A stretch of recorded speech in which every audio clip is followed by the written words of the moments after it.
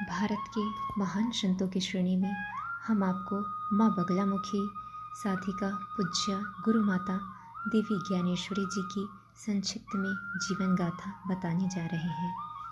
ऐसे महाविद्या साधकों के दर्शन मात्र से ही हमारे कई जन्मों के पाप धुल जाते हैं।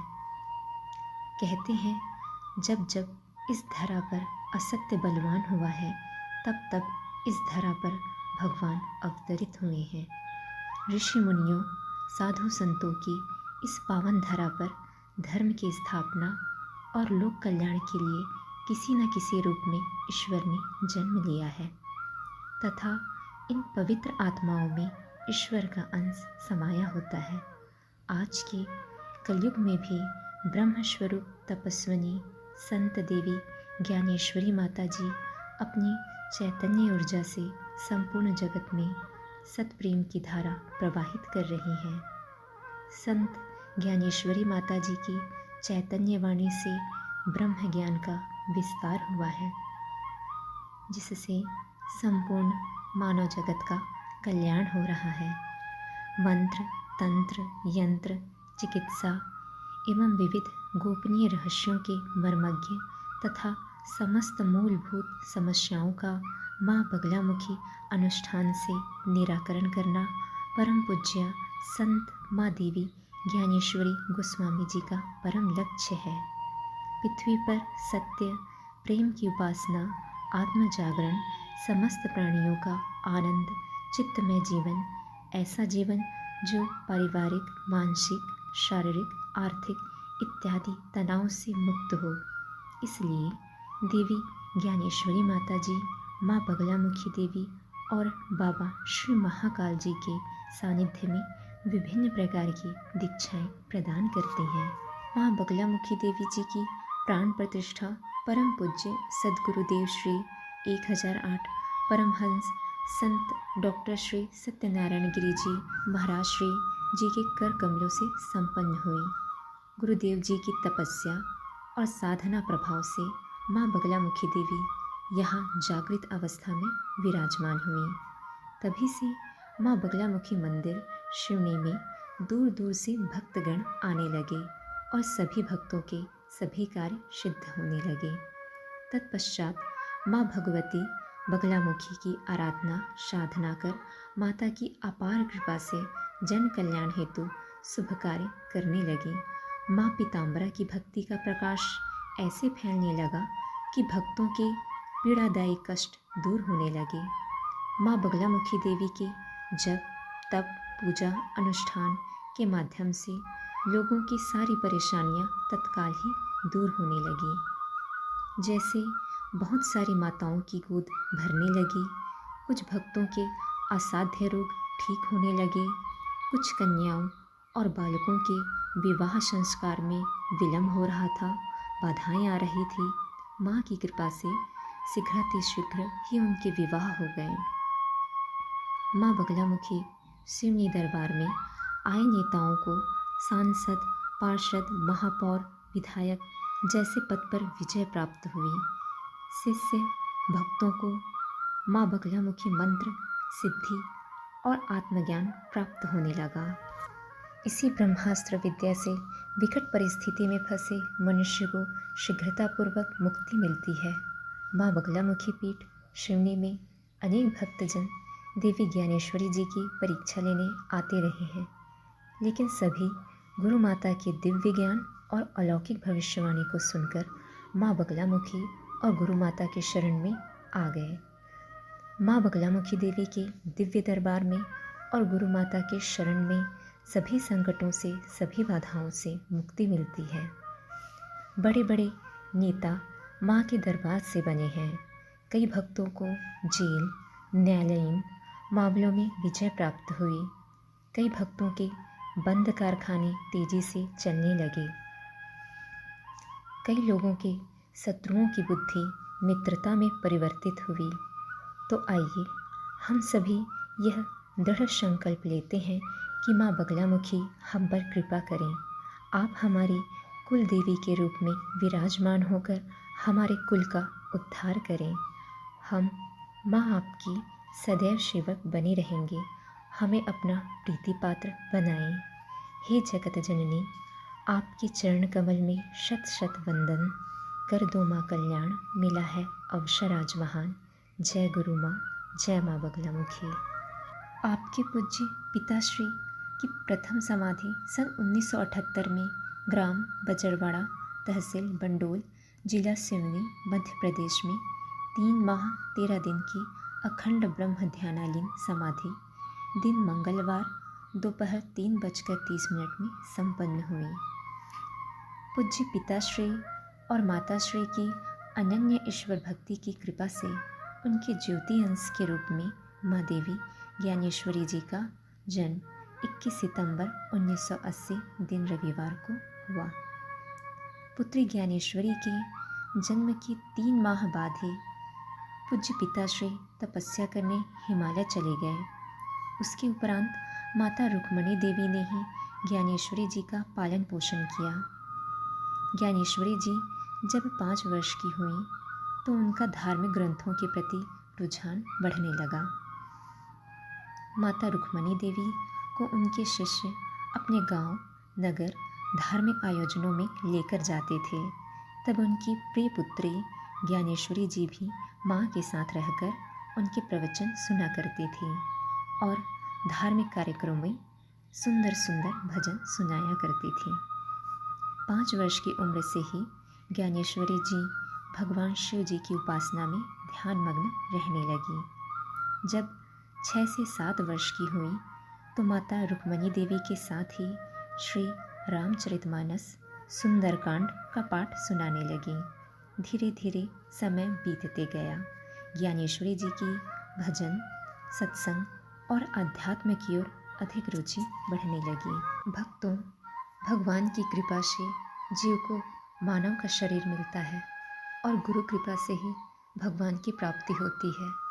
यह गुरु कृपा 4 प्रकार से होती है: स्मरण से, दृष्टि से, शब्द से और स्पर्श से। गुरु की कृपा दृष्टि से शिष्य को ज्ञान प्राप्त होता है। प्रत्येक मनुष्य को गुरु दीक्षा अवश्य लेना चाहिए।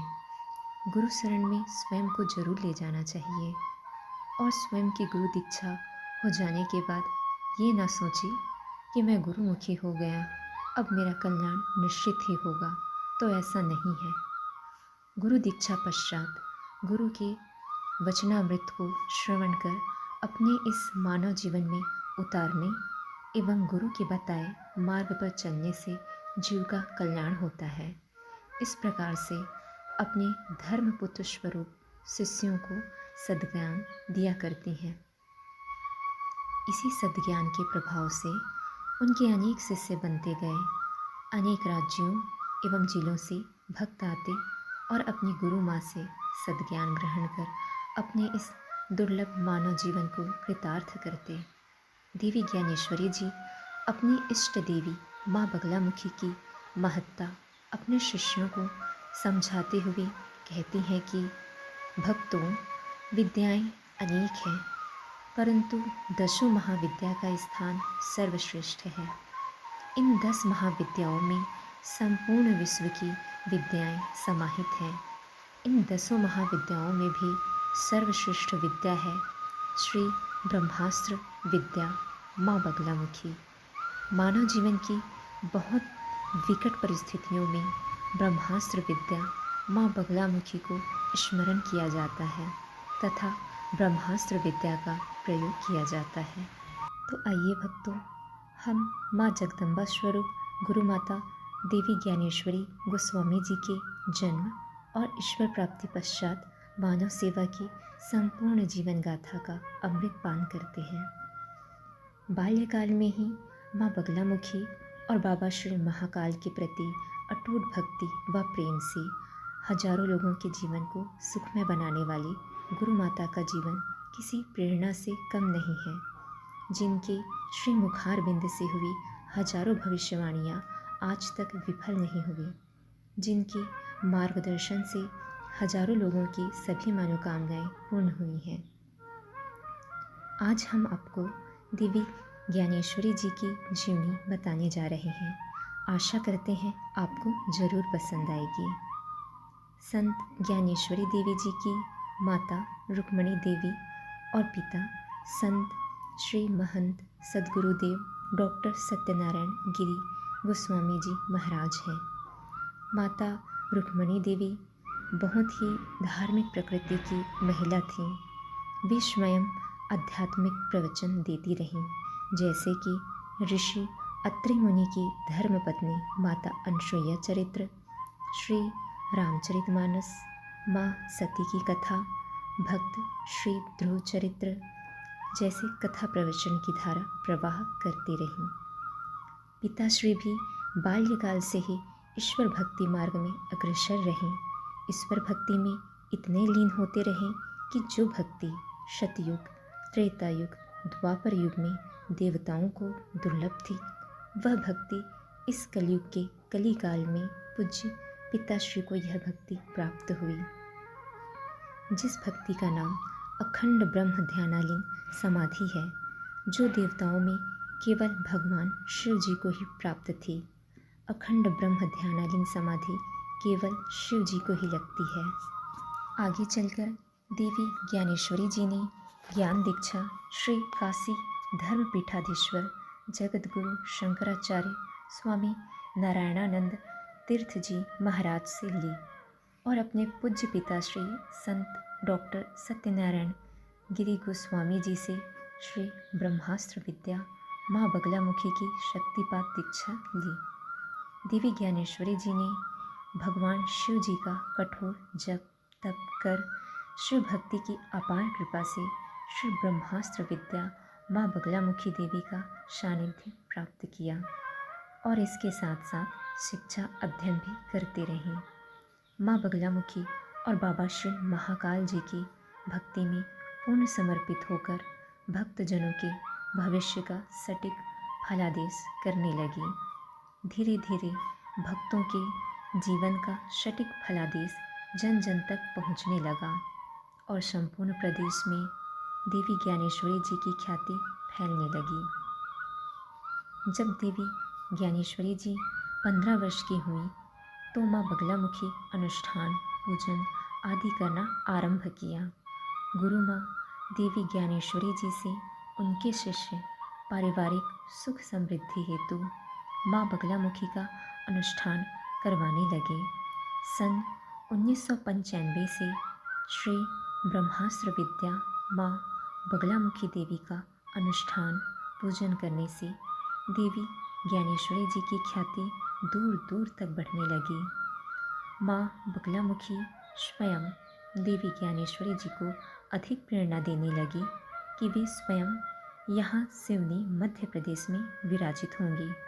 तभी ज्ञानेश्वरी जी द्वारा माँ भगवती ब्रह्मास्त्र विद्या बगलामुखी देवी की 12 मई सन 2008 में भव्य प्राण प्रतिष्ठा कराई गई। इस शुभ और पुनीत कार्य के चलते माँ बगलामुखी देवी के भक्तों के करुण वंदन आग्रह पर देवी ज्ञानेश्वरी जी ने अनेक शिष्य एवं शिष्याओं को दीक्षाएं दी।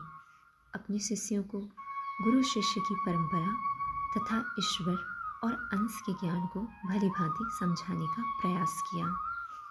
अपने शिष्यों को दुर्लभ ज्ञान देती रहीं, जैसे राजर्षि, ब्रह्मर्षि और देवर्षि की परंपरा को समझाते हुए ईश्वर प्राप्ति का मार्ग बताया करती हैं।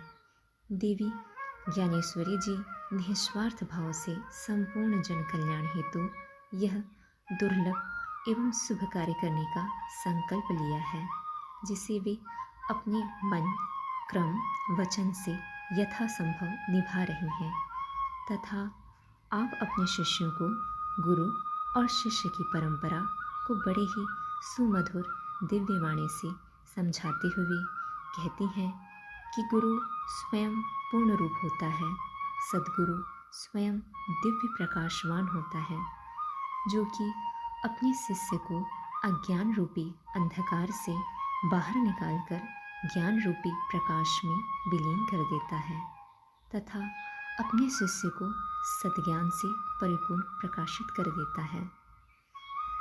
अर्थात गु शब्द अंधकार और रू शब्द प्रकाश का है। इसलिए जो सद्गुरु अपने शिष्यों के भीतर अज्ञान रूपी अंधकार को मिटाकर उसका जीवन अपनी सद्भक्ति के प्रभाव से एवं स्वयं की दिव्य वाणी से भक्तों के जीवन को प्रकाशमान कर दे, वही गुरु है।